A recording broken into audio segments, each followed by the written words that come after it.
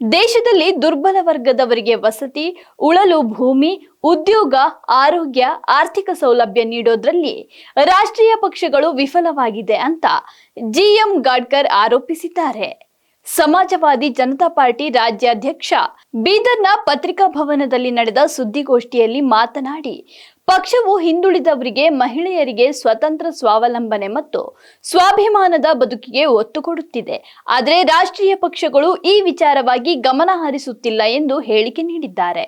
ದುಡಿಯುವ ವರ್ಗಗಳ ಸಮುದಾಯಗಳಿಗೆ ಸ್ವತಂತ್ರ, ಸ್ವಾಭಿಮಾನ ಮತ್ತು ಸ್ವಾವಲಂಬನೆಯ ಬದುಕಿಗೆ ಹೆಚ್ಚು ಒತ್ತು ಕೊಡುವ ಮೂಲಕ ಬಹುಸಂಖ್ಯಾತ ದುಡಿಯುವ ವರ್ಗಗಳ ಮೂಲಭೂತ ಹಕ್ಕುಗಳು, ದೇಶದ ಸಂಪತ್ತು ಮತ್ತು ಭೂಮಿ ಹಾಗೂ ರಾಜ್ಯಾಧಿಕಾರದಲ್ಲಿ ಸಮಪಾಲನ್ನು ಪಡೆದುಕೊಳ್ಳುವಂತೆ ಜಾಗೃತಿ ಮಾಡಲು ಸಮಾಜವಾದಿ ಜನತಾ ಪಾರ್ಟಿಯನ್ನ ಸಾಮಾಜಿಕ, ಶೈಕ್ಷಣಿಕ, ಆರ್ಥಿಕ ಹಾಗೂ ರಾಜಕೀಯ ಚಳವಳಿಯನ್ನಾಗಿ ನಾವು ಸಂಘಟನೆಯನ್ನು ಮಾಡ್ತಾ ಇದ್ದೀವಿ.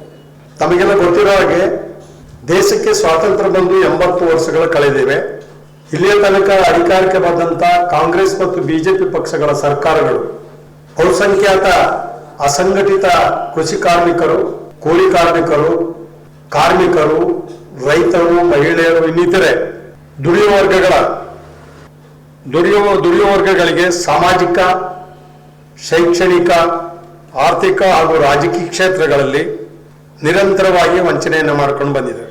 ಅವರಿಗೆ ಸಾಮಾಜಿಕ ನ್ಯಾಯವನ್ನು ಕೊಡುವ, ಅವರನ್ನು ಆಳುವ ವರ್ಗಗಳ ಗುಲಾಮರನ್ನಾಗಿ ಇಟ್ಟುಕೊಂಡು ಅವರ ಆರ್ಥಿಕ, ಸಾಮಾಜಿಕ, ಶೈಕ್ಷಣಿಕ ಮತ್ತು ರಾಜಕೀಯ ಅಧಿಕಾರವನ್ನು ಬಲವಂತವಾಗಿ ಕಿತ್ತುಕೊಂಡಿದ್ದಾರೆ. ದೇಶದಲ್ಲಿ ಇಂದಿಗೂ ಅದೆಷ್ಟೋ ದುರ್ಬಲ ವರ್ಗಗಳ ಸಮುದಾಯಗಳಿಗೆ ವಾಸಿಸಲು ಮನೆ, ದುಡಿದು ಬದುಕಲು ಭೂಮಿ, ವಿದ್ಯಾವಂತ ನಿರುದ್ಯೋಗಿಗಳಿಗೆ ಉದ್ಯೋಗ, ಅನಾರೋಗ್ಯಕ್ಕೆ ತುತ್ತಾಗಿ ಬಳಲ್ತಾ ಇರುವಂತಹ ಬಡವರಿಗೆ ಆರೋಗ್ಯದ ಸೌಲಭ್ಯ ಮತ್ತೆ ಆರ್ಥಿಕ ಸವಲತ್ತುಗಳು, ಬದುಕು ಕಟ್ಟಿಕೊಳ್ಳಲಿಕ್ಕೆ ಆರ್ಥಿಕ ಸವಲತ್ತುಗಳಿಗೆ ರಾಜಕೀಯ ಅಧಿಕಾರ ಜೊತೆಗೆ ಇನ್ನಿತರೆ ಕನಿಷ್ಠ ಮೂಲಭೂತ ಹಕ್ಕುಗಳನ್ನು ಜಾರಿಗೊಳಿಸದೆ ವಂಚನೆ ಮಾಡಿಕೊಂಡು ಬಂದಿರ್ತವೆ ಅಂತೇಳಿ ಸಮಾಜವಾದಿ ಜನತಾ ಪಾರ್ಟಿ ಗಂಭೀರವಾದ ಆರೋಪವನ್ನು ಮಾಡ್ತದೆ.